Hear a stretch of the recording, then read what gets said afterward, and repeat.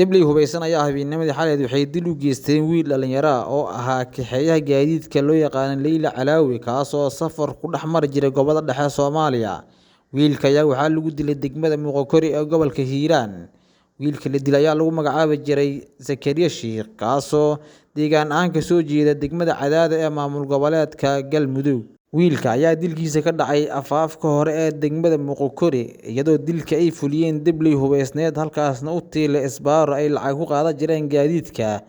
Dableydan ayaa hadday dilka geystay kadib isaga carareen goobtii iyadoo maamulka degmada Muqokori iyo kan Hirshabelle aysan weli war ka soo saarin dilka loo geystay wiilka yaraa ee safareyda ah kaxeeyaha gaadiidka laguna dilay degmada Muqokori ee gobolka Hiiraan. Ayaa waxay codsanayaan ehladii wiilka dhalay in la soo qabto Dableydii u geysatay dhibaatada wiilkooda lana horkeena sharciga si loo waafajiyo. Balse lama oga xaaladda wiilka yar dilka loo geystay ay ku gadaaman asigoo laguna dilay jagboontiga degmada Muqokori.